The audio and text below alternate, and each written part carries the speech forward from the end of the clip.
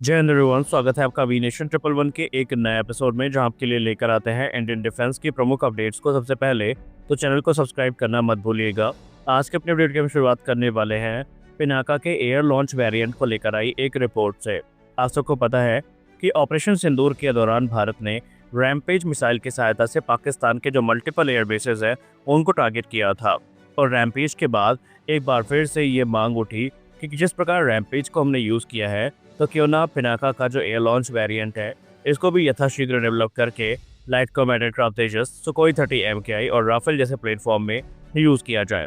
पर इसी क्रम में एक नई रिपोर्ट सामने आ रही है, जहां पर बताया जा रहा है कि भारतीय वायुसेना की ताकत को और ज़्यादा बढ़ाने के लिए इस समय पिनाका का जो एयर लॉन्च वेरिएंट है वो तैयार किया जा रहा है, जो कि कैपेबिलिटी वाइज इजरायली रैमपेज के आसपास ही होने वाला है। और इसके लिए DRDO ने ऑलरेडी काम करना शुरू कर दिया है। हाल ही में आप सबने देखा कि पाकिस्तानी जो मल्टीपल बेसेस है उनको रैमपेज ने हिट किया था और इसने हाईएस्ट एक्यूरेसी के साथ टारगेट को एग्जीक्यूट किया था।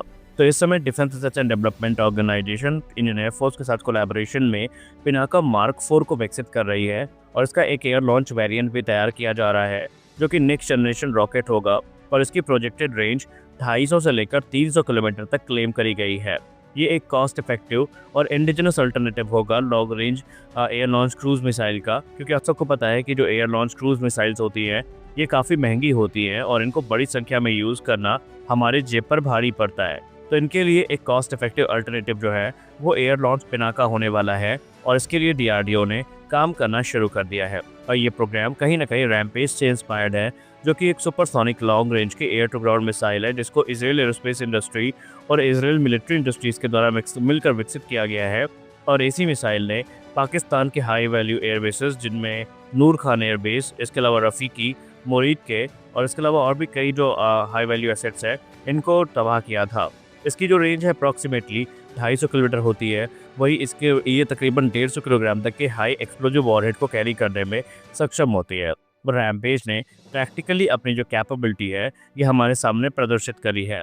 सबसे खास बात तो ये है कि पिनाका का जो एयर लॉन्च वेरिएंट है उसको बनाने का एक बड़ा बेनिफिट ये मिलेगा कि जो इम्पोर्ट डिपेंडेंसी रहेगी उसको कम किया जाएगा और बड़ी संख्या में हम इन्हें भारत में बना सकते हैं। इसके लिए बाकायदा जो प्राइवेट कंपनियां हैं वो भी सामने आई हैं, जिनमें अडानी डिफेंस का नाम भी सामने आ रहा है। सबसे खास चीज़ तो ये है कि अगर हम बात करें पिनाका की, तो Pinaka multi barrel rocket launcher system अपनी कैपेबिलिटी के लिए जाने जाते हैं और हमने बीते समय के साथ इसमें बहुत सारी एडवांसमेंट को देखा है। लेकिन अब जो एयर लॉन्च वेरिएंट की बात हो रही है, इसको लेकर ये क्लेम किया जाता है कि ये पूरी तरीके से युद्ध की रूपरेखा बदल देगा, क्योंकि DRDO ने प्रपोज किया है कि एयर लॉन्च वेरिएंट पिनाका का जो है ये सुखोई 30 MKI, राफेल, मिराज 2000 और लाइट कॉम्बैट एयरक्राफ्ट तेजस में इंटीग्रेट किया जा सकता है। और इसको आप एक कह सकते हैं लॉन्ग रेंज जो एयर लॉन्च क्रूज मिसाइल है उसके अल्टरनेटिव के तौर पर यूज़ कर सकते हैं। हालांकि इसके लिए पिनाका रॉकेट के एयर फ्रेम में कुछ माइनर मॉडिफिकेशन की है ज़रूरत है, वो हमें देखने को मिलेगी, ताकि इनकी एरोडायनेमिक स्टेबिलिटी को सुनिश्चित किया जाए और एयरक्राफ्ट सिस्टम में इसका इंटीग्रेशन आसान किया जाए। एडिशनली जो इन्हांसमेंट की जाएगी मिसाइल के सीकर टेक्नोलॉजी में, वो भी काफ़ी महत्वपूर्ण है, जो कि लॉन्ग रेंज के प्रिसीजन टारगेटिंग में काफ़ी काम आती है। और ऐसे में भारतीय वायुसेना के जो फाइटर जेट्स हैं वो इनको ईजिली यूज़ कर पाएंगे। इंडियन एयरफोर्स ने ऑलरेडी खुद एयर लॉन्च वेरिएंट जो पिनाका मार्क 4 का है इसको लेकर अपना इंटरेस्ट व्यक्त किया है और उन्होंने मांग भी करी है। और इसके लिए वो ये मानते हैं कि ये कॉस्ट इफेक्टिव ऑप्शन बड़ी संख्या में उनको अलाउ करेगा कि मिसाइल को खरीदा जाए और अपने इन्वेंट्री का हिस्सा बनाया जाए, ताकि अगर आने वाले भविष्य में इस प्रकार के मिस एडवेंचर पाकिस्तान की तरफ से फिर से किए जाते हैं तो इसका जवाब भारत सफलतापूर्वक दे सके। J-35 वर्सेस Su-57 पेलन को लेकर जो डिबेट है वो कम होने का नाम नहीं ले रही है। आप सब ने पाकिस्तानी सरकार के तरफ से ये चीज़ ऑफिशियली सुन ली है कि चाइना ने पाकिस्तान को 40 J-35A फाइटर जेट्स प्रपोज किए हैं और रिपोर्ट्स क्लेम करती है कि पाकिस्तानी पायलट्स उनमें ट्रेनिंग को प्राप्त कर रहे हैं। लेकिन इसी बीच भारत में एक नई डिबेट चल रही है और अब इस डिबेट में भारतीय वायुसेना के पूर्व एयर मार्शल और अधिकारी भी कूद चुके हैं, जहाँ पर जो Su-57 वर्सेस F-35 है ये काफ़ी ज़्यादा ट्रेंड कर रहा है। लेकिन इसी बीच भारतीय वायुसेना के पूर्व air marshal Sanjeev Kapoor sir ने कुछ महत्वपूर्ण टिप्पणी करी है। दरअसल भारतीय वायुसेना के पूर्व air marshal Sanjeev Kapoor sir ने कहा कि इस समय करंट सिनेरियो को देखते हुए हम यही कह सकते हैं कि AMCA हमारे लिए बहुत महत्वपूर्ण है, लेकिन ये चीज़ हमें प्रैक्टिकली समझनी होगी कि एमका तकरीबन अभी हमसे 1 दशक की दूरी पर है और भारतीय वायुसेना इस समय एयरक्राफ्ट की कमी से जूझ रही है। तो ऐसे में संजीव कपूर सर का ये मानना है कि अगर आप वाकई चाहते हैं कि आपका जो एक एयर डोमिनेंस है बना रहे, और अगर आप पोटेंशियल शिफ्ट जो है रीजनल एयर पावर डायनेमिक्स में वो देख रहे हैं, तो आपको समझ में आया होगा कि हमारे लिए इस समय स्टेल्थ फाइटर का होना कितना ज़रूरी है। उन्होंने कहा कि हम पूरी तरीके से एमका का समर्थन करते हैं और ये वो प्लेटफॉर्म है जिसका इंतज़ार हमें काफ़ी बेसब्री से रहेगा।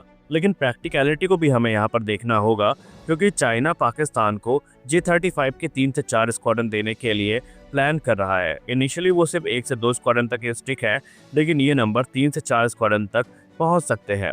तो ऐसे में भारत के लिए भी ज़रूरी हो जाता है कि भारत इसके लिए जो काउंटर प्रोक्योरमेंट है वो करे, या काउंटर प्रोक्योरमेंट ना भी कह लें तो भारत कम से कम टेक्नोलॉजिकल एडवांसमेंट अपना बनाए रखने के लिए 2 से 3 Su-57 की जो स्क्वाड्रन है वो ले सकता है। उन्होंने कहा कि 35 से 40 एयरक्राफ्ट भी अगर हमने लिमिटेड नंबर्स में लिए तो भी हमारे लिए ये चीज़ें मोर देन इनफ होंगी। उन्होंने कहा कि इस समय Su-57 के साथ जिस प्रकार के ऑफर्स आ रहे हैं ये भारत के लिए हितकर ही है, क्योंकि Su-57 फैलन एडवांस रेडार के साथ आता है, स्टेल्थ फीचर के साथ आता है, सुपीरियर मनोवरबिलिटी के साथ आता है और एक रोबस्ट वेपन सूट हमें यहाँ पर देखने को मिलता है।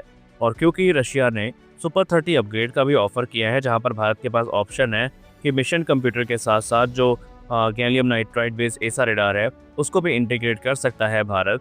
तो इस अपॉर्चुनिटी को भारत को ग्रैब करना चाहिए, मिस नहीं करना चाहिए। उन्होंने ये भी कहा कि एडवांस फ्रीडम कॉम्बैट एयरक्राफ्ट के आने के बाद आपको किसी विदेशी फाइटर की ज़रूरत नहीं पड़ेगी, लेकिन जब तक हमारे पास इस प्रकार के एडवांस फाइटर नहीं आ जाते हैं तब तक हमें तत्काल समाधान के तौर पर देखना होगा।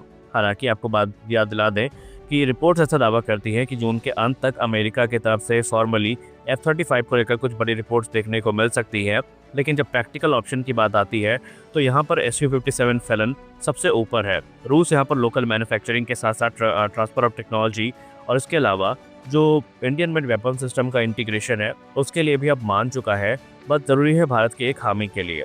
लेकिन यहाँ पर आपको 2 चीज़ें याद रखनी होंगी कि ये डील इतनी आसान नहीं होने वाली है, क्योंकि एक तरफ अभी जो कॉस्ट का मामला है ये भी है, क्योंकि रशिया के बैंकिंग सिस्टम ठप हैं, पेमेंट कैसे होगी भारत के सामने ये दिक्कत है, और जो वेस्टर्न सैंक्शन है काटसा का, इसकी तलवार भी भारत पर लटकेगी अगर भारत रशियन प्लेटफॉर्म की तरफ जाता है। तो देखते हैं भारत सरकार इसका क्या तोड़ निकालती है और भारतीय वायुसेना इस पर क्या निर्णय लेती है। लेकिन एक बात तो तय है कि भारत को अब 5th जनरेशन फाइटर्स की ज़रूरत है और हमें फ्यूचर के वॉरफेयर के लिए खुद को अभी से ढालना ज़रूरी है। तो कुल मिलाकर के एमका जब तक नहीं आ जाता तो तत्काल समाधान की यहाँ पर ज़रूरत है, ऐसा अब भारतीय वायुसेना के अधिकारी भी मानते हैं। इस पर आपकी क्या राय है कमेंट सेक्शन में ज़रूर बताएं। तो आज के इस वीडियो में बस इतना ही। मिलते हैं अगले वीडियो में कुछ और अपडेट्स के साथ। आशा करते हैं वीडियो आपको अच्छी लगी होगी। वीडियो अच्छी लगी वीडियो को लाइक करिए, नए हैं चैनल को सब्सक्राइब करिए। मिलते हैं अगले वीडियो में, तब तक के लिए जय हिंद।